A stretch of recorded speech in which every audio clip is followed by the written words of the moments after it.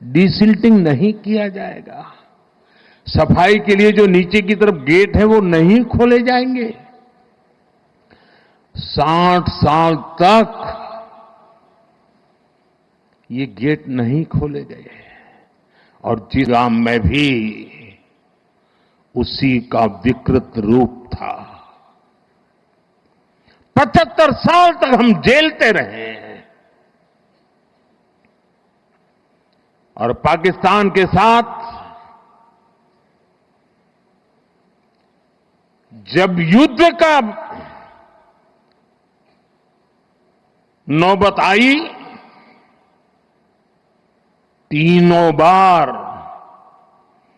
भारत की सैन्य शक्ति ने पाकिस्तान को धूल चटा दी।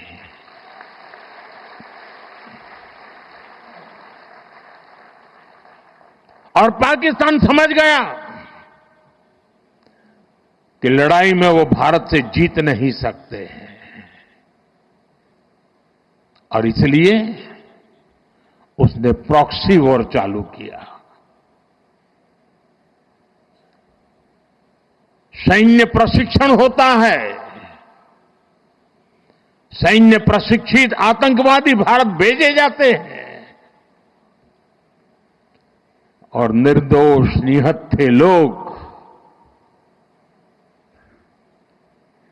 कोई यात्रा करने गया है, कोई बस में जा रहा है, कोई होटल में बैठा है, कोई टूरिस्ट बन के जा रहा है, जहां मौका मिला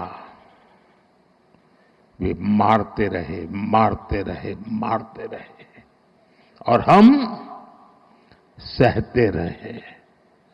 आप मुझे बताइए, क्या ये अब सहना चाहिए?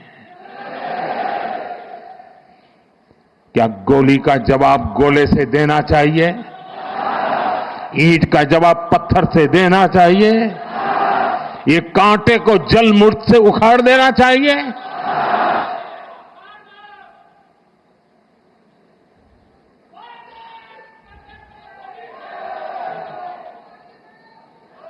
साथियों, ये देश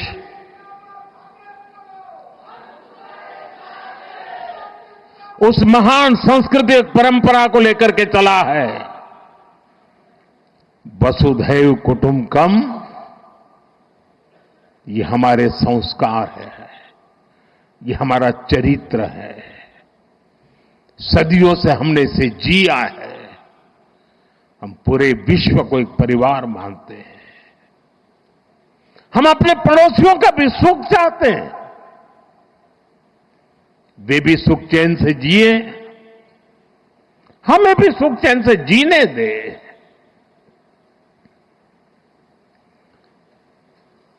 ये हमारा हजारों साल से चिंतन रहा है। लेकिन जब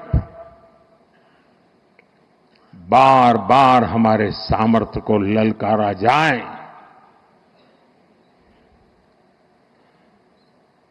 तो ये देश वीरों की भी भूमि है।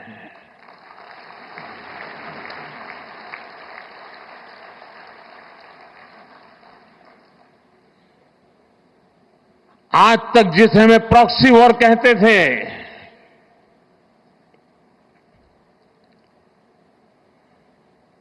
6 मई के बाद जो दृश्य देखे गए, उसके बाद हम इसे प्रॉक्सी वॉर कहने की गलती नहीं कर सकते हैं। और इसका कारण है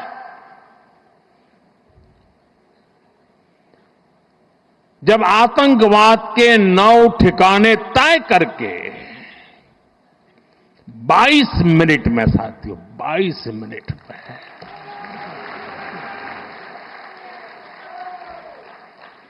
उनको ध्वस्त कर दिया। और इस बार तो सब कैमरा के सामने की सारी व्यवस्था रखी थी ताकि हमारे घर में कोई सबूत न मांगे। अब हमें सबूत नहीं देना पड़ रहा है, वो ऊपर वाला दे रहा है।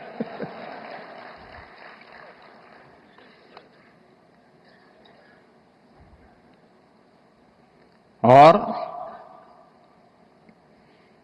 मैं इसलिए कहता हूं अब ये प्रॉक्सी वॉर नहीं कह सकते इसको, क्योंकि जो आतंकवादियों के जनाजे निकले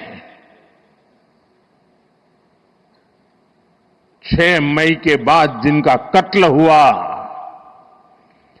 उस जनाजे को स्टेट ऑनर दिया गया पाकिस्तान में। उनके कॉफिन पे पाकिस्तान के झंडे लगाए गए, उनकी सेना ने उनको सैल्यूट दी। ये सिद्ध करता है कि आतंकवादी गतिविधि ये प्रॉक्सी वॉर नहीं है, ये आपकी सोची समझी युद्ध की रणनीति है। आप वॉर ही कर रहे हैं, तो उसका जवाब भी वैसे ही मिलेगा।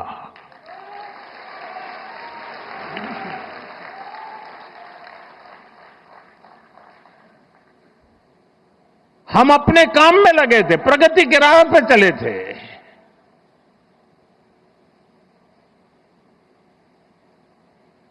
हम सबका भला चाहते हैं और मुसीबत में मदद भी करते हैं।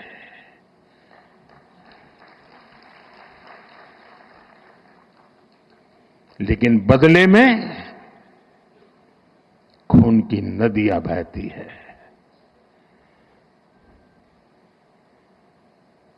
मैं नई पीढ़ी को कहना चाहता हूं,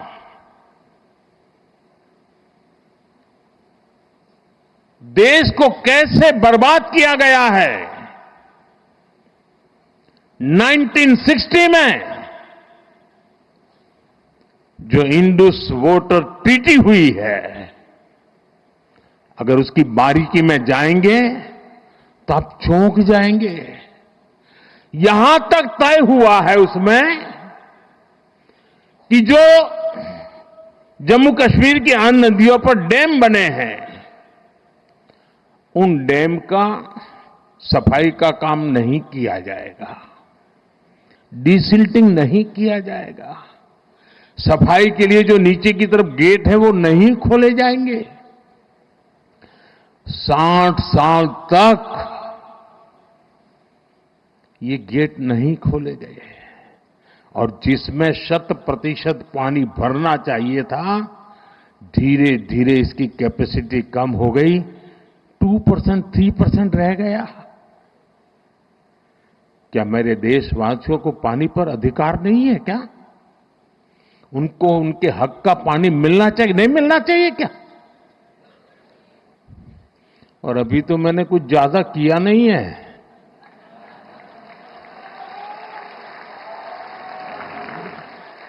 अभी तो हमने कहा है कि हमने इसको एबेंस में रखा है, वहां पसीना छूट रहा है। और हमने डैम थोड़े खोल करके सफाई शुरू की।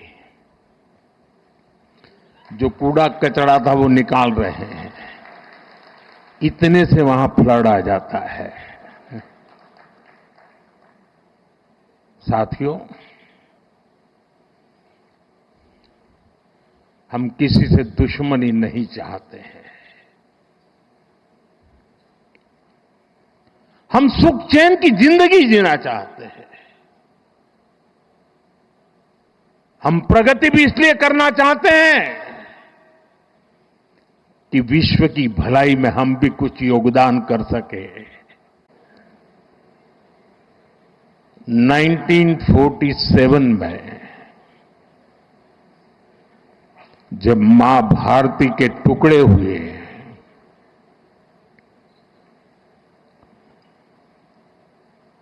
कटनी चाहिए थी तो जंजीरें, लेकिन काट दी गई भुजाएं। देश के 3 टुकड़े कर दिए गए।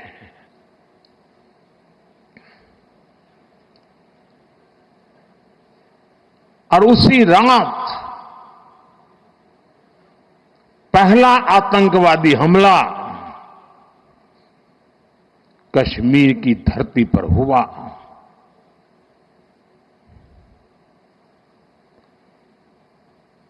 मां भारती का एक हिस्सा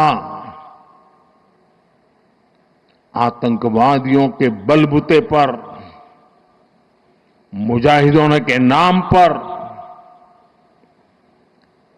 पाकिस्तान ने हड़प ले लिया।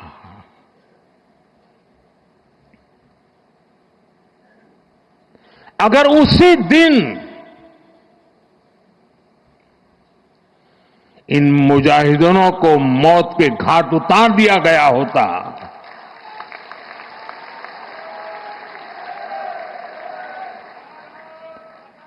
और सरदार पटेल की इच्छा थी कि पीओके वापस नहीं आता है तब तक सेना रुकनी नहीं चाहिए, लेकिन सरदार साहब की बात मानी नहीं गई और ये मुजाहिदीन जो लहू चख गए थे, वो सिलसिला 75 साल से चला है।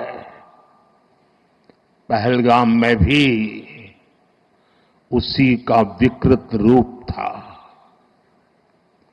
75 साल तक हम झेलते रहे और पाकिस्तान के साथ जब युद्ध का नौबत आई, तीनों बार भारत की सैन्य शक्ति ने पाकिस्तान को धूल चटा दी।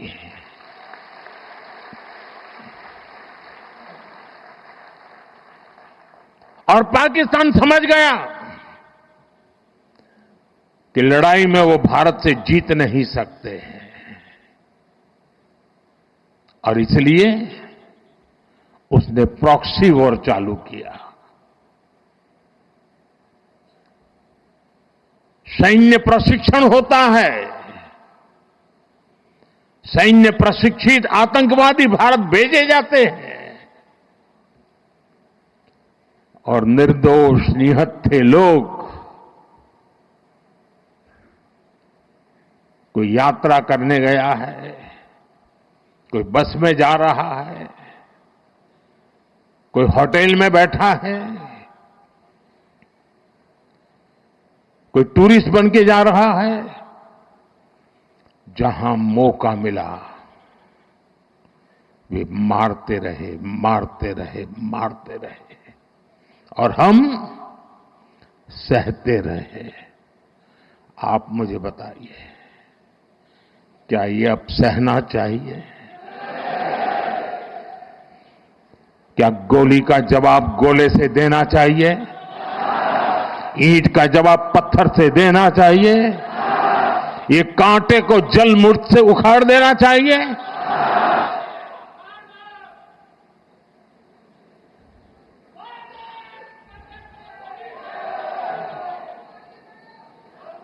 साथियों, ये देश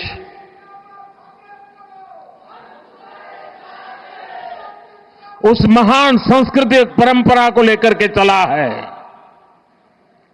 वसुधैव कुटुंबकम। ये हमारे संस्कार है, ये हमारा चरित्र है, सदियों से हमने इसे जिया है। हम पूरे विश्व को एक परिवार मानते हैं। हम अपने पड़ोसियों का भी सुख चाहते हैं, वे भी सुख चैन से जिए, हमें भी सुख चैन से जीने दे।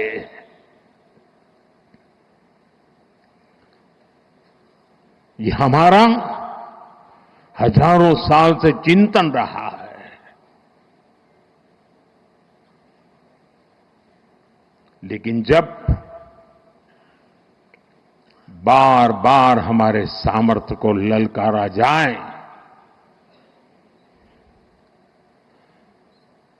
तो ये देश वीरों की भी भूमि है।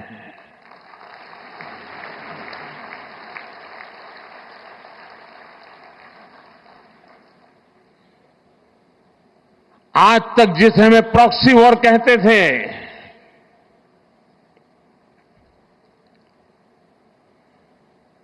6 मई के बाद जो दृश्य देखे गए,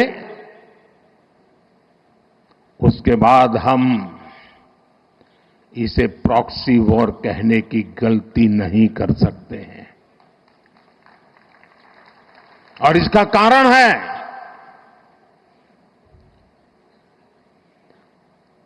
जब आतंकवाद के 9 ठिकाने तय करके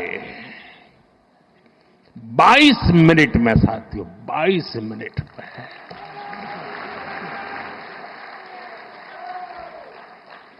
उनको ध्वस्त कर दिया।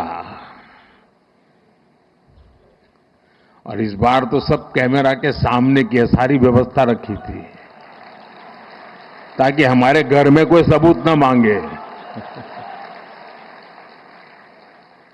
अब हमें सबूत नहीं देना पड़ रहा है, वो ऊपर वाला दे रहा है।